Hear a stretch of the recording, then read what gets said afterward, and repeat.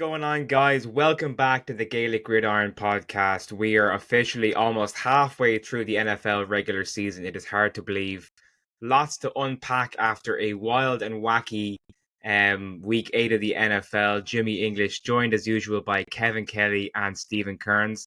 Lads, we were a little bit low energy before we came on there. Twist had us all set off with a couple of yawns, so let's keep the smiles up. Lads, what's going on? How are we doing after an absolutely mental first early window of the NFL? Anyway, Twist's prediction of a Browns victory somehow came through. He was vindicated. We're never going to hear the end of it. How are we keeping well, boys? Yeah? Yeah, not too bad. Just, obviously, like you said, Jim, crazy weekend, really. Like, you look at some of the scores from around the weekend and like some of the games just like you could not have predicted, like at all. It was madness. Yeah, absolutely. There was some insane missed calls. There were some absolute mental finishes, and then there were some games that went so close. You're like, oh, like for example, were the Raiders actually going to beat the Chiefs? Like you're looking at stuff like that. So yeah, there's a lot to talk about because we're nearly halfway there, but it just seems to get crazier. Whether it's true signings, trades, or injuries, which we'll touch on in this podcast for definite. It definitely hasn't slowed down at all. It's been non-stop madness for the first 8 weeks. Not 7 weeks, as I mistakenly said. It definitely was week 8 in the week just gone.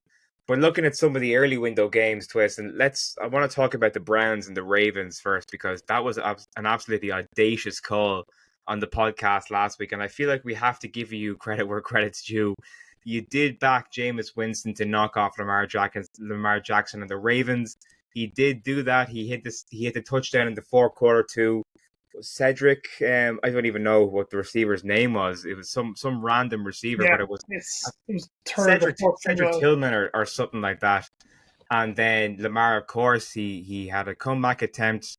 He had 2 comeback attempts, 2 opportunities to score in the end zone, and the Browns defense held out. With Twist, just because it was your prediction, I'll come to you first.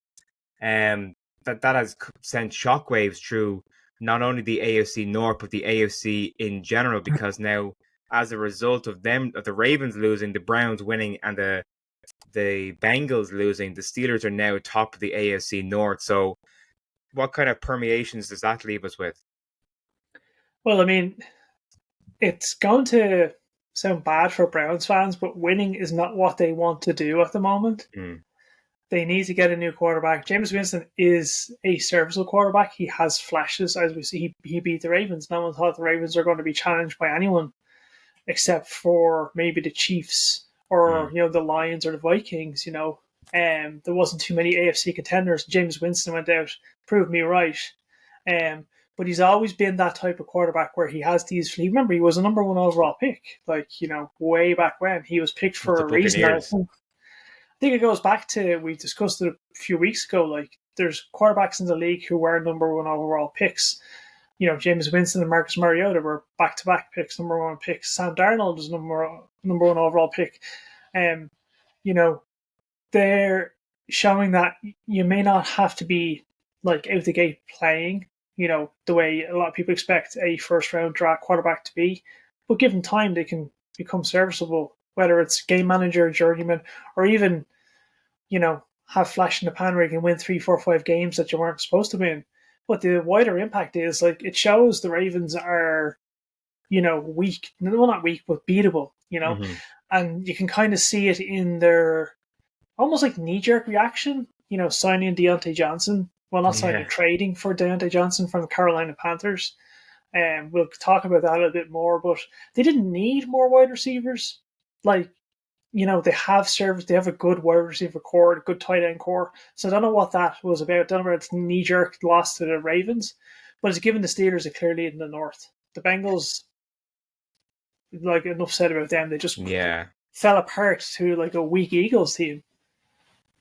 Kev, it definitely was the upset of the weekend, the Browns beating the Ravens, and we saw Lamar Jackson's immediate reaction after the failed comeback attempt, throwing his helmet to the ground in frustration. And you don't really like seeing that kind of behavior. but you have to, I suppose, empathize to a certain extent, because that was the last thing they expected, was to lose to a team like the caliber of the Browns. Yeah, I mean, at the same time though, like the way I look at it is like you kind of are playing for a 2 seed, because like the Chiefs are running away with it right now. They're running away with the 1 seed. So like at some point you're going to lose a game, and it's the AFC is not that competitive right now. Like No. obviously yourselves, the Steelers are looking good and looking like these could be a 2 or 3 seed if he's continue to play the way he's are playing. Like he's could actually leapfrog the Ravens if you do have a couple of good games against them. But yeah, you don't like to see that, especially when it's like that. We've talked about Andy Dalton down in the Panthers coming back and having that big game, his first week in, and it's kind of that week one wonder, or like you kind of get back in 1 week and you have a good game. Like next week it'll be a kind of a litmus test for Jameis Winston. Will he continue to play well, or will he absolutely crumble? Now that's the real question, because yeah, you've beaten what most people would probably call the best team in the AFC right now, playing football at least, whether it's record or not. I don't like that attitude, and it's like, yeah, look, he's up for it, and he's obviously upset that his team has lost, but you're in, like it was in Cincinnati, wasn't it? It was in Cleveland. It was in Cleveland, yeah. So like, come on, like they were playing for something more than themselves, I felt, and that's just the way you kind of have to see both sides of it. But it's the classic like NFL trap game. They went in, they actually fell into the trap. Yeah. Like Kirk Cousins, his pre-game speech this week was like, "This is a trap game. We're not going to set off the trap. We're going to beat the trap." And you talk about the Chiefs there, who are the presumed number 1 seed in the AFC, despite the fact that they have zero weapons at their disposal right now, except for the likes of Xavier Worthy and Travis Kelce. Travis Kelce had his first touchdown of the season on National Tight End Day on Sunday, just in the nick of time, because the Chiefs were really in dire straits. And I thought from the opening drive, at least, that there was going to be another upset, and we were going to see the Raiders knocking off the Chiefs in Las Vegas. But Patrick Mahomes proved his ability to stay alive and stay in it, and the Chiefs are really winning ugly right now, Twist.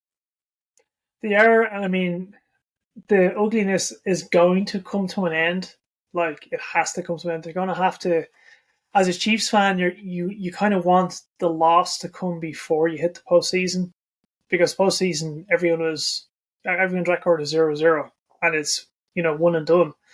So, as a Chiefs fan, you kind of want them to be humbled at some point during the season early on. And I'm going to throw it out there. I think this week the Buccaneers are going to do it.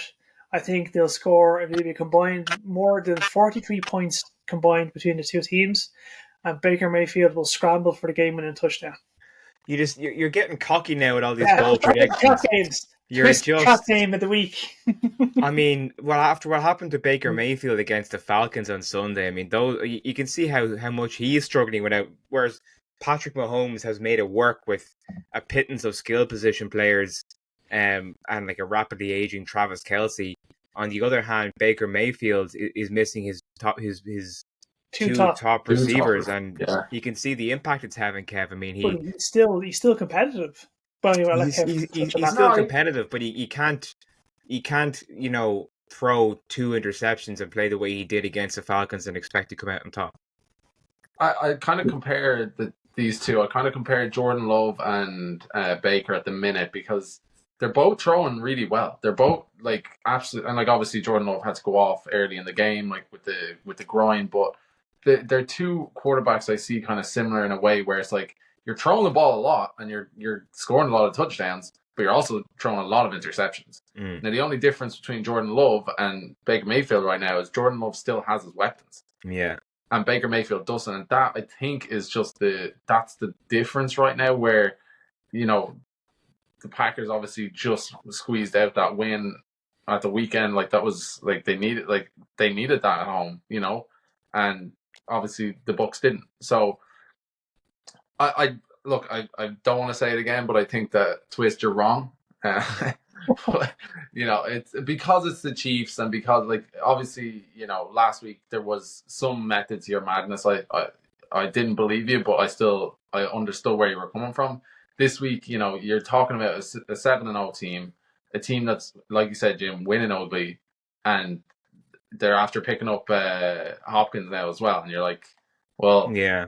well, He was very ineffective though against, and I think it was actually quite similar to what we saw with Devontae Adams coming into the Jets from the Raiders. Everyone thought, okay, here's a big splashy receiver. He's going to come in and have an immediate impact. That still hasn't been the case after 2 weeks. Again, Devontae Adams was quiet against the Pats. You had the same situation in Kansas City with Kansas City. So it's kind of interesting that this big impactful player has come in and nothing really came of it. Well, I will say one question for the two of you: who's leading the league in interceptions thrown? is Baker it Jordan? Mayfield, I'd say. I thought it was Jordan Love, no? Pat Mahomes. Pat Mahomes. He's the interception leading throwing quarterback Is at that the after moment. this weekend? Yeah. Yeah. He's still number one, throwing the most interceptions in the league currently. And the Chiefs are So, he's still winning top ugly, dogs. but he's making a lot of mistakes. Mm. So yeah, I'm gonna throw my name out there. Okay. Off the back of that, then, if you put them up, if you put the Chiefs now, the way they are now, against the Ravens team that they played week 1, like, if you pair them up now, who's winning that game? I think now the Ravens will edge it out now purely because we've seen how dominant Derrick Henry is. And if the Ravens, they kind of got away from them against the Browns, it kind of went into a bit of a shootout mode. If they just lean on Derrick Henry like a lot more, I'd say they'd absolutely beat the Chiefs if Mahomes keeps making mistakes the way he is. Now, he's winning ugly, yes, but he's making too many mistakes. He's throwing too many picks. I think if it was a rematch of last year's AFC Championship game and the Ravens don't have a collapse like they did last year, I'd take the Ravens again this year. But I don't think it's going to get that far. I am starting to have a lot more faith in the Steelers now, Twist, after that display against The Giants? I know it's the Against Giants. the Giants? But Russell Wilson he's coming into his own now a lot more. We're finally seeing touchdowns. George Pickens should have had 2 touchdowns on Sunday. They were both wiped out due to silliness, absolute silliness. And look, I mean, I saw a graphic earlier on, and I know it's way too early to say, but as of right now, the Steelers are the number 3 seed in the AFC, which at the start of the season you would have jumped at that. I mean, look, you were playing the Giants. It was Monday Night Football in Pittsburgh, where you haven't lost in 22 games on Monday night. So, like, the odds were completely in your favor, like, in every aspect. And you were playing Daniel Jones. In fairness, for the first nearly half, we made Daniel Jones look good. Our defense took a whole half to wake up and actually start realize, oh, it's Daniel Jones. Hang on, we need to put a stop to this. I will add that the hardest half of the season is yet to come after the bye week. So let's see how we get on after we have Washington and Baltimore, and then. Well, look at it this way: we've just swept New York. Like, the Steelers beat both the Jets and the Giants, and the Panthers beat Syracuse. Yeah, we technically bet New Jersey. If you think about it. But at what point do you have to look at yourselves and think, is it going to be, like, obviously it's a gauntlet of games, but, like, at the same time, it's like, these are playing good football, and, like, I don't think there's as many teams playing as consistently right now as the Steelers. Like, it's not game to game where things look different, or, like, look, I'm only equating it to the Vikings, where it's like games 1, 2, and 3, we were like, Jesus, we look really fantastic here. Then game 4 came, game 5 came, you start slowing down a little bit, and then, like, other teams are starting to figure it out, but teams haven't really been figuring out the Steelers as much. Like, they just kind of just get to work, they're gritty, and they just get it done. I think our defense has always been top tier week in, week out. Our defense has kept us in it, and now we've finally unlocked the offense with Russell Wilson. He just has that. He has the intangibles where he's had barely any time with any of the receivers, and he's just throwing bombs to George Pickens. And like Pickens again. I'll reiterate, he should have had 2 touchdowns on Sunday, and you can see that the connection is there. And I think it's kind of infused the entire offense with more enthusiasm and energy. Najee Harris is running out of his skin. He had his second game in a row there on Sunday where he was over Over 100 100 yards. yards again, right? Yeah, I don't know what's happened with our offensive line, but it's gone from a mishmash, like everyone's injured, let's throw 5 guys onto the field, to 4 really good guys and Broderick Jones. Or should I say Broderick flagging to play Jones. Yeah. But like, I don't know, like about that. they're creating holes for Najee. Najee and Warren are running Ruckshaw. Russell Wilson is getting chemistry. He's still making some like bad throws. The fumble was inexcusable as well. Well, that fumble was like something that TJ Watt would do. He punched the ball free. So like that's just someone who's watching TJ Watt and like, copying his style. And then the other side of it is Danny Smith's special teams unit is coming into their own. Like Calvin Austin with the 70+ yard punt return for I could have sworn that was getting called back. I could have sworn there was roughing the punter on that. I was the flag, yeah. But we've also blocked multiple kicks. So the 3 phases of the game are coming together, which I like to see.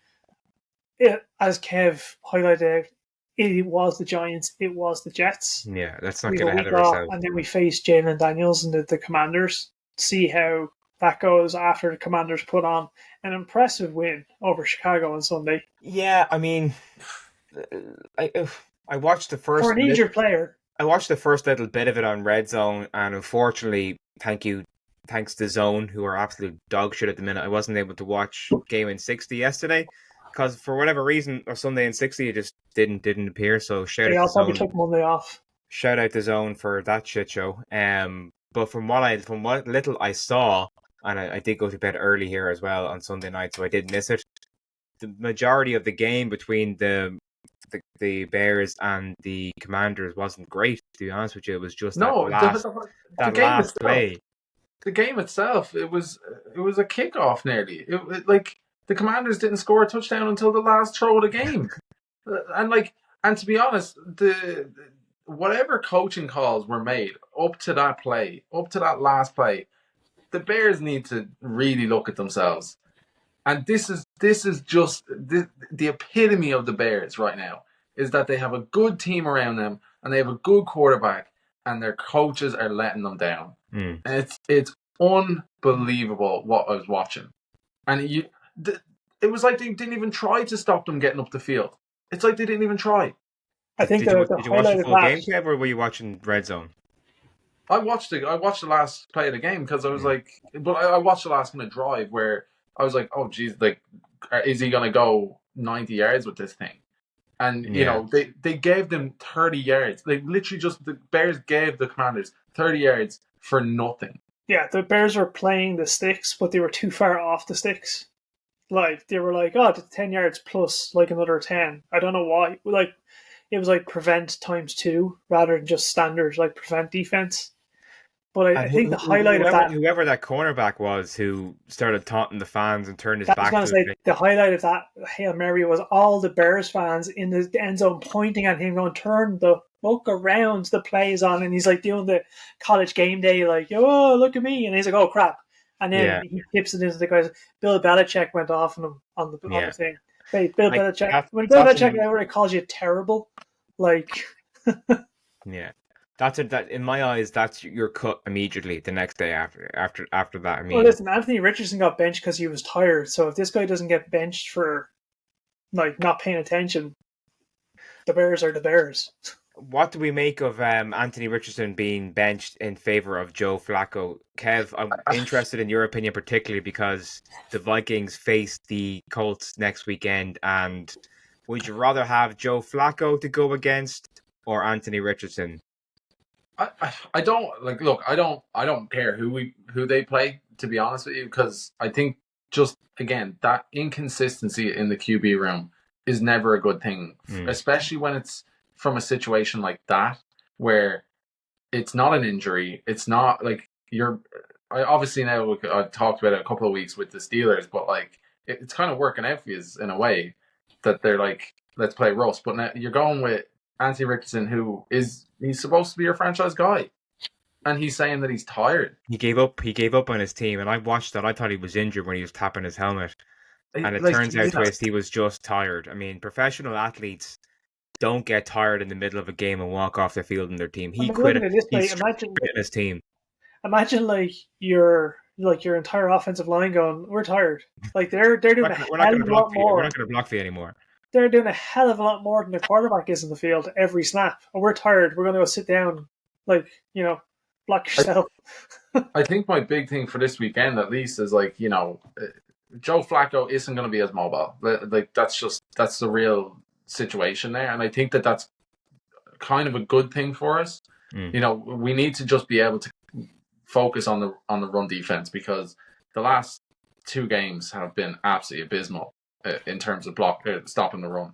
Like I couldn't believe what I've been watching, and obviously we need to pick up on flags that we're given. Like we gave away 3 third down flags to give the Rams like a fresh set of downs. And you can't win games like that, especially when it's like a team that came back with Cooper Kupp, with Nakua, had a massive game. It doesn't matter what your record is. If you're giving flags away like that, it's just not going to work out for you. So, Kyron Williams, though, you have to give him credit. He is having one of the most underrated seasons ever. He had a similar season last year, and I knew from watching him at Notre Dame that he was going to be special. And when he got signed, he got drafted by the Rams, I think, in the 3rd round, and he was a backup running back after Cam Akers, I believe it was, for a couple of seasons. And then Cam Akers was traded or released. There was that whole thing with Cam Akers, and then Kyron Williams steps into the starting role and just goes off. I mean, I think he's genuinely one of the most underrated, best running backs in the league that nobody is talking about apart from the Rams. It's criminal. I mean, I will say it again. I think that our run defense has been absolutely abysmal. So, you looked at us against the Lions, and Jahmyr Gibbs he was skipping through us. He literally just skipped through our defense, and the same thing happened with the Rams. We couldn't stop it. So I'm not going to look too much into how good running backs are against our run defense at the moment, because we haven't been able to stop them. And then you've got Jonathan Taylor coming in. Yeah, I don't love that because he looks quick right now. So it doesn't matter whether it's Flacco or Richardson if you've got Jonathan Taylor. You just take away the mobility aspect of Anthony Richardson more than Joe Flacco. I think that's where I'm kind of coming from. Is if they can just focus on dealing with that run from Jonathan Taylor, we might stand a chance. Let Harry Smith eat.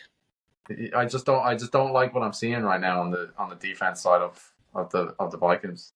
I personally think that I'm not sure what the contract situation obviously is like for Anthony Richardson in Indianapolis, but you don't do that in the NFL when you're being paid millions of dollars. I think Richardson is in serious trouble unless he turns his attitude around with the Colts. And he's on his rookie deal, so they don't have to. They're not going to lose too much. Yeah. So. Just speaking of the Lions there, Kev, what an absolute demolishing, rollicking of the Titans. And I genuinely, watching the first kind of few plays of that, I thought the Titans were going to give them a game, and then the Titans imploded. Which I'm not going to lie, I did enjoy watching because it's Mason Rudolph playing for the Titans, and as much as he did for us in the Steelers, yeah, it was still fun to watch. But the Lions, there's no doubt in my mind that they are the best team in the NFL right now. I mean, Jared Goff didn't even have to do that much on Sunday. I think he threw for 62 yards or something. Yeah, 68 yards, and the lads just absolutely ran the show. 52 points, I think. And who was? I think one of their I think Gibbs or Montgomery threw a touchdown. Yeah, he did. To one of the tight ends. But you can't lie. They're a fun team to watch right now because they're just doing things that other teams wouldn't even venture to even try. And I think that says a lot. Now, I think they'll obviously have to cut that shit out by playoffs time, because any good team is going to really, really make them pay for trying to pull that stuff. Because, they pulled it against the Cowboys. They weren't able to do stuff like that. They weren't able to, have their fun against the Vikings because we really ran them close. But then they did it again against the Titans, who again, not a great team. So look, they know when to pick and choose their battles, which you kind of is good for them. But come playoffs time, if they don't cut that shit out, I think it could really come back to bite them. And Twist, I can't really see anyone in the NFC stopping them right now, the way the momentum they have. And it's clear when you're playing for fun like that and you're playing for each other, I think teams are frankly unstoppable. I think like the Packers and the Commanders will actually have a chance at them. But it all comes down to the health of the quarterback on those two teams. Like Jalen Daniels is phenomenal. He's rookie of the year at this point. If he stays healthy, he could actually go toe to toe with the Lions. Like his aerial, their air raid attack is insane. They just don't need to have. They can't, get into a defensive slug out the way they got with the Bears. Like it has to be a high scoring fest. With the Packers, they've got all the right tools, all the right pieces in place. I did say back when we started at the start of the season that I was foreseeing the Chiefs and the Packers in the Super Bowl. If the Packers can keep going that way, and keep Jordan Love can stay healthy, and even if he's out for a couple of plays, Malik Willis is serviceable. He can keep them close. They're lucky in that aspect that their backup quarterback is actually decent. But I think those two teams would probably, be the closest teams. Like the Eagles might play them close, but like the Eagles, I would say the Eagles beat down a bad Bengals team, but the Bengals are supposed to be like an AFC contender. They did beat them down, but yeah, I don't know. But the Eagles are hitting it. You do have Lions and Packers this weekend, and that's in Lambeau. So that's interesting. That will be an interesting game. Like everyone's kind of been talking about it. Again, like the way people were talking about the Lions Vikings. It's like it's test after test now for the Lions, where it's like, oh, if the Lions can do this, they're going to be a real contender. It's like, no, they are just a contender. Like they went to the NFC Championship game. They are a contender. They're 100% a contender. Like I know, but there's still that kind of like when you're talking about the Packers, like still like a lot of people are still saying, oh, the Packers kind of have the edge on the Lions because of the Packers. You know, the history. Yeah, I mean, like Aaron Rodgers is not in the Packers anymore. Like the Lions did go to the NFC Championship game. They were one game away from making the Super Bowl appearance. They are a contender, they're not a maybe contender. They are a contender. Yeah. I mean, they're putting 50-plus points up. Yeah, I know it's the Tennessee Titans, but and before the fourth quarter, that wasn't even by like that wasn't garbage time. Yeah, that was like when you're like as you said, when you're pulling like random trick plays, like going deep into your playbook to go, let's see what could happen here. These are situations where the Lions and Dan Campbell are testing these trick plays out because the Super Bowl is where that was the best time. That was the best time to do it. Was when you're playing against teams who aren't going to give you any trouble and see what works. Exactly, because the Super Bowl is when you pull those off, like the Philly special, like one of the most infamous trick plays in the Super Bowl. You go deep to your playbook in the Super Bowl. So it's great to see them do it, but you don't have to do it too frequently because you're giving teams too much film on it. What do we make of Tua's return against the Cardinals? I think the big round of applause when he slid on his quarterback scramble. The biggest cheer he's gotten as a Dolphin so far. I was talking to the manager in my gym, and Noel, if you're listening, thanks for listening. But he's a Dolphins fan. He's from Miami, and we were saying, like, take the money, man. Take your health, take the money, and run for the hills. And you're never going to win a ring in that Dolphins team. Let's be honest. The Dolphins and he won't wear a Guardian cap, which is madness. Do you think he just doesn't want to accept defeat? Do you think he's just like he just wants like everyone's talking so much smack about him, like, oh, you need to do this, you need to that, and it's like I don't think like nobody's gonna turn around and be like, oh yeah, he made that decision because everyone was giving him a hard time. It's like, no, you made the right decision for yourself. You would hope. Regardless if everyone's talking shit about him because he's like had 2 fencing moments and been knocked out for multiple games because of concussion. Doesn't matter people talking bad about you. Like in 10 years when you're, in a wheelchair, nobody will be talking about you. Literally nobody will be talking about you in 10 years. Talking about you, and you will have serious debilitating effects from multiple concussions. Like, Like Like, who cares? at the end of the day, it is literally only. We had this conversation when it first happened a First few happened, weeks yeah. ago. Like, and we reiterated the point, and we'll reinforce it now. Is that at the end of the day, this is a game played to entertain people. That's it. You know, it's not worth your health. It's not worth your family's future. Take the money, take your contract. And I completely understand. He's a competitor. He played for Alabama, the pinnacle of college football, and he wants to go out there and compete, but you are never going to win a championship on that Dolphins team and that organization the way it is right now. They're not good enough. They don't And have the the weapons. They don't mentality have of the. like these Hmm? guys are gladiators and like warriors and stuff. They don't want to leave the field. And it's like, yeah, I get that. And that was especially big in the early days of the NFL, right up until the 80s, even into the 90s. You know, it was like you play hurt. You don't like, players getting their fingers amputated on the sideline, players playing with like separated shoulders and stuff like this. Like, yeah, you do that. But nowadays, it's like you're making a hell of a lot more money. Mm. Like, yeah, it's like, oh, he took the money and ran. Yeah, and Andrew Luck done it. Who Andrew Luck cares? took the money and Andrew left. Luck retired at halftime in that game. Yeah, He'd had enough. His post game conference. He was like, "I'm done."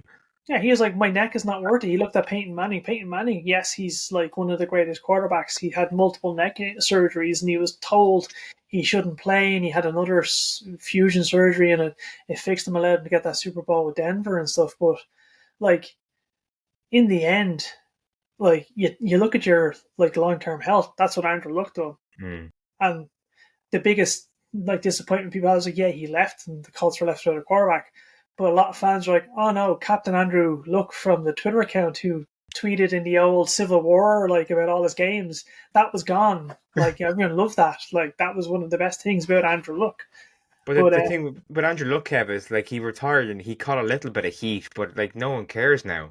No, yeah, I mean, yeah. Look, I think you'd rather take the heat for leaving now and have your money and have your health and have your family than 10 years down the line having stayed playing and everyone thinks you're great for doing it, and then your health is gone to Yeah, shit. Like there is evidence. There has been evidence of guys losing their mind, like yeah, losing function of their body, and to blatantly stand up on a podium and say, oh, I'm not going to wear a Guardian cap, personal choice. You're being disrespectful to all of the families that have ever gone through any sort of CTE, brain injury, back yeah. injury, neck injury, like stuff like that. So he's gonna do what The he's whole gonna thing is do. bad. The He's whole look gonna thing at is. do what the Chicago Bear great William Perry, their fridge.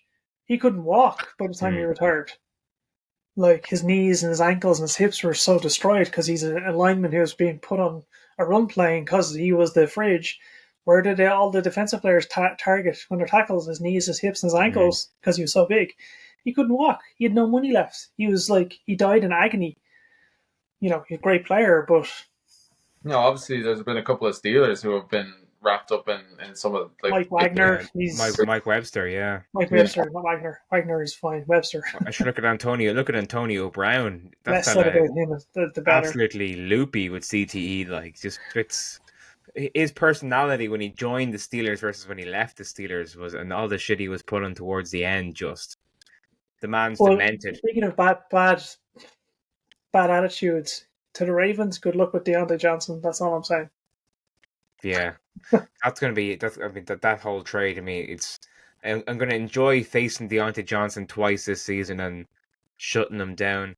The other interesting bit of news developing that came out today is the fact that the Texans wide receiver who used to play for the Vikings, whose name eludes me right now, Kev, help Stefan me out. Diggs. Diggs. Stephon Diggs suffered a And he played for season the Bills. and the Bills as well, yeah. Yeah. Season-ending ACL injury against the Colts. So an already depleted Colts offense suffered another blow. Texans. The Texans, another blow. Already without Nico Collins, now without Stephon Diggs. Not looking great when you're trying to make a deep run into the back half of the season for the Well, they're playing the Texans. Jets this week, so like they should be okay. And I mean, if the Jets lose, who's Aaron Rodgers going to blame this week? It was the kicker this week he blamed, so it's who's he going to blame when he loses to the Texans? Because I don't see CJ Stroud losing to the Jets. He struggled. He's been struggling the past couple of weeks, but I don't see him losing to the Jets. I think as I heard Mike Florio say, it's like it's only a matter of time until he comes up onto the podium and being like, "Well, what did you expect? He's fired the head coach at week 5, and you brought in all this interim head coach, and it will just be another fiasco after another fiasco. I'm done talking about him. He's irrelevant. He might as well retire. Get rid of him." But speaking of Salah, he's officially now an offensive coordinator assistant for the Green Bay Packers. Defensive consultant with the Green Bay Packers. Consultant, sorry. Yeah, for the Green Bay Packers. So he's getting paid by the Jets to be also working with the Packers. Yeah, it's definitely been a roundabout season. Now, I'll be honest, I haven't had a chance to look at the fixtures for next week, but also this is where I'm going to lean on you two boys. And which games kind of stand out to you, Twist, as being the ones to watch, considering our Steelers are on a bye week, and it's going to be a similar situation to Sunday just gone, where we're going to be stuck with Red Zone, and potentially one other game on the second screen this weekend. Well, if you're going to stick on Red Zone and stick on the second game, probably you're going to stick on the Packers and the Lions. Kev alluded to it earlier. The other one, just looking at the fixtures that I had, Bills and Dolphins. You know that it's a divisional game. They always end up in a shootout, depending if Tua can stay healthy. But you know, you've got the Bills of Amari Cooper now. Josh Allen actually has a decent wide receiving core. You have to wonder though if the Browns are actually raging to let him go, and then Deshaun Watson got injured, and now they have a half-decent quarterback in, and you're thrown to the likes of Cedric Tillman when you could be thrown to Amari Cooper. As old as Amari Cooper is, and he's towards the end of his career, but he's still Amari Cooper. He's still a decent receiver.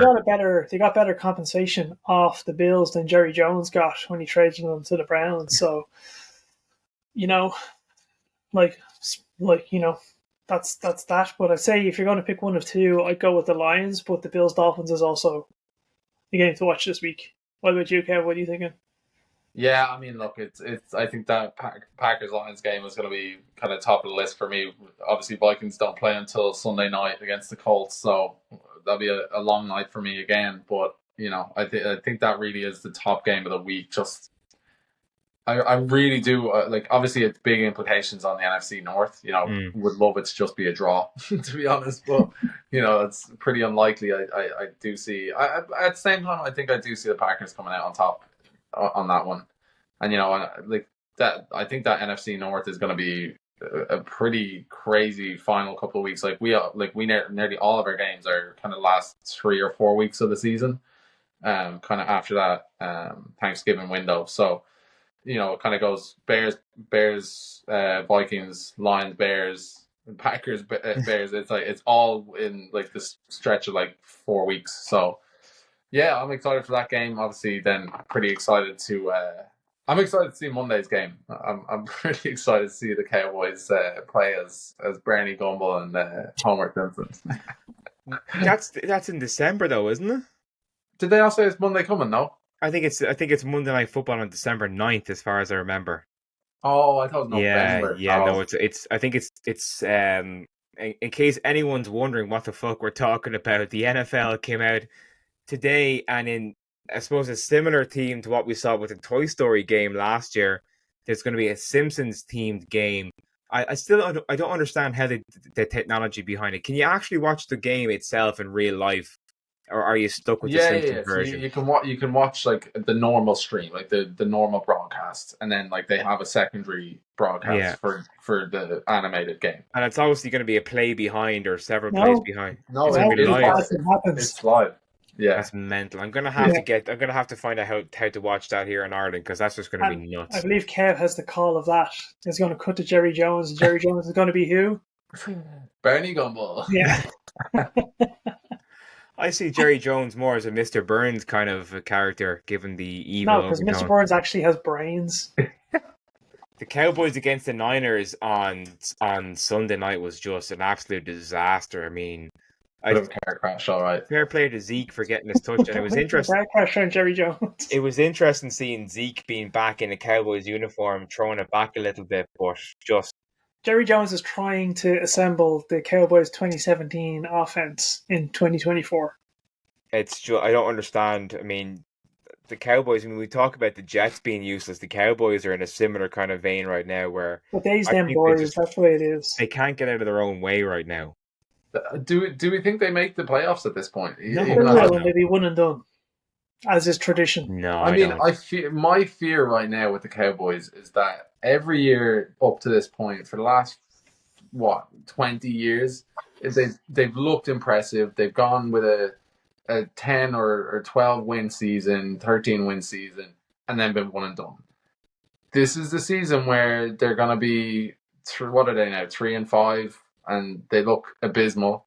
But, all they have to do is make a wildcard game, and they could potentially be in it as an underdog, as somebody. But who are they going to beat in the playoffs in the NFC? They won't be Philadelphia. They won't be Minnesota. They won't be the Lions. They won't be the Packers. But in fairness, look at it. They won't be the Niners. I think the point Kev's getting at is you sneak into the wild card. Like, It's a new season. Once you're in the wild card, no one takes you serious. Steelers ran the table as a wild card. The Packers ran the table as a wild card. So it's one of those things where, because of the history of the Cowboys having gone in as a strong seeded team every year, and then falling at either the first or second hurdle, this is the year where they're going in now looking pretty poor. Like, obviously it's going to be touch and go whether they even make it, but if they do make it, I fear that teams are going to underestimate them, and they could fall at the feet of Dak and co. 20 years of getting the piss taken out of them, finally redemption. Yeah, I just don't see it. I think it's a similar situation to what's going on in New York, and I think only for the fact that the Jets are so absolutely awful right now, it's taking a bit of the glare off the Cowboys. But I think it's a similar situation where both franchises just need to clear house. And you're already seeing other franchises. Get rid of Dak. Like, how do you get rid of Dak? A big deal. Yeah, I don't know. You've just paid him as the most highly paid player in the NFL ever. Him and CD got big contracts this offseason. They're not going anywhere for the next 4 That's a good point. years. Good point.